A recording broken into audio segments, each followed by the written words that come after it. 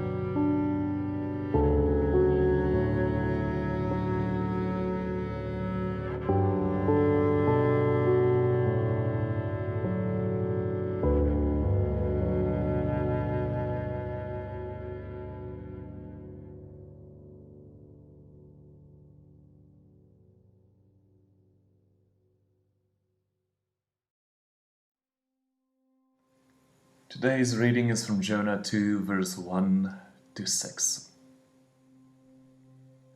Then Jonah prayed to his God from the belly of the fish. He prayed, "In trouble, deep trouble, I prayed to God, and He answered me. From the belly of the grave I cried, 'Help!' And you heard my cry. You threw me into the ocean's depths, into a watery grave, with ocean waves, ocean breakers crashing over me. I said, I've been thrown away, thrown out of your sight.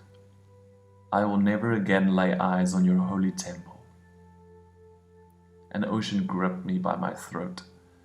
The ancient abyss grabbed me and held me tight. My head was all tangled in seaweed at the bottom of the sea where the mountains take root. I was as far down as a body can go, and the gates were slamming shut behind me forever. Yet you pulled me up from that grave alive. Oh God, my God, when my life was slipping away, I remembered you, and my prayer got through to you, made it all the way to your holy temple. Ons lees Jona 2 vers 1 tot 6. Daar binne in die vis het Jona tot die Here, sy God, gebid. Toe ek in nood was, het ek na die Here geroep. Hy het gehoor ek roep na hom. Van daaronder, waar die dooies bly, het ek na hom geroep tot my hulp. En hy het dit gehoor. U het my in die diepte van die see laat gooi. Ek het gesink tot onder op die bodem van die see. Daar was waterstrome reg om my. Een brander na die ander het oor my gebreek. Ek het gedink ek is van U afgesny. Ek sal nooit weer by U tempel kan kom nie. Reg rondom my was daar water. Die water het my vasgevang. Seegras het om my kop vasgedraai. En ek het gesink tot waar die fondamente van die berge is. Ek het afgesak tot waar die hekke vir altyd agter jou toegaan wanneer jy in die plek van die dooies ingaan. Maar U het my van daaronder opgetrek, terug na die lewe toe, Here my God. Our recent readings have been focusing on what seems to be a universal pattern of spiritual transformation that takes us from order through disorder to reorder. Every religion in its own way is talking about getting us to the reorder stage. In Christianity, we use the word resurrection. It is the life on the other side of death, the victory on the other side of failure, the joy on the other side of the birthing pains. It is an insistence on going through, not under, over, or around. There is no non-stop flight to reorder. To arrive there, we must endure and learn from, and also include what we went through in the disorder stage, when life was falling apart, and transcending the first safe order, when everything was beautiful and perfect. People who have reached this stage, like the Jewish prophets, might be called radical traditionalists. They love their truth and their group enough to critique them, and they critique it enough to maintain their own integrity and intelligence. These wise ones have stopped overreacting, but also over-defending, and they're in search for something bigger. Jesus was one of these prophets. The author Valerie Kaur writes about social change through the metaphor of childbirth. In her words, I find a powerful description of contemplation and action, of how we endure the pain of disorder until we find the courage and the grace to enter into something new, the reorder. Here is Valerie. The final stage of birthing labor is the most dangerous stage and the most painful. The medical term is transition. Transition feels like dying, but it is the stage that precedes the birth of new life. After my labor, I began to think about transition as a metaphor for the most difficult, fiery moments in our lives. In all our various creative labors, making a living, raising a family, and building a nation, there are moments that are so painful that we want to give up. But inside the searing pain and encroaching numbness, we might also find the depths of our courage. Hear our deepest wisdom and transition to the other side. We can learn to mother ourselves, Audre Lorde once declared. So I decided to practice listening to the wise women in me. I got a simple blank journal and I carried it with me. I wrote in it every day and simply allowed her to speak. Listening to her voice, literally every few hours, is how I began to practice loving myself. And here is what I discovered about wise women. Her voice is quiet.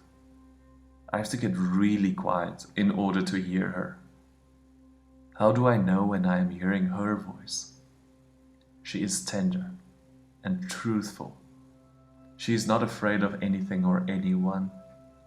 She does not give me all the answers, but she does know what I need to do most in this moment. To wonder, to grieve, fight, rage, listen, reimagine, breathe, or push. She helps me show up to the labor as my best self. I believe that deep wisdom resides within each of us. Listening to our deepest wisdom requires disciplined practice. The loudest voices in the world right now are ones running on the energy of fear, criticism, and cruelty. The voices we spend the most time listening to, in the world and inside our own minds, shape the way we see, how we feel, and what we do. When I spend time listening to people who are seeking their deepest wisdom, I can feel understanding, inspiration, and energy nourish the root of my own wisdom. But I must not lose myself at the feet of others. My most vigilant spiritual practice is finding the seconds of solitude to get quiet enough to hear the wise woman in me.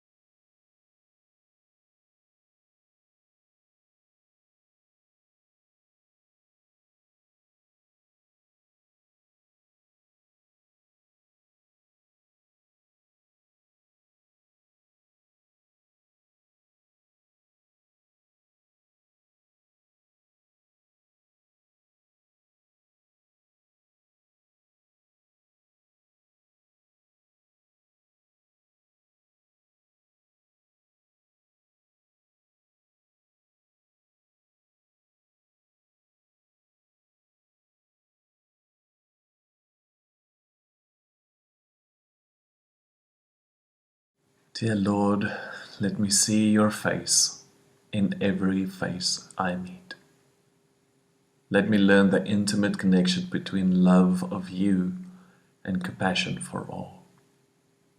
Let me damp down my need to take, and let my heart fill with the necessity to give. Amen.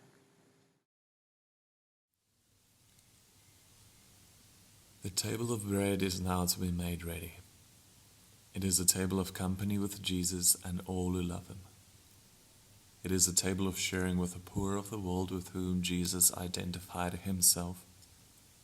And it is a table of communion with the earth, in which Christ became incarnate. So come to this table, you who have much faith, and you who would like to have more. You who have been here often, and you who have not been here for a long time. You who have tried to follow Jesus, and also you who have failed. Come, for it is Christ himself who invites us to meet him here tonight.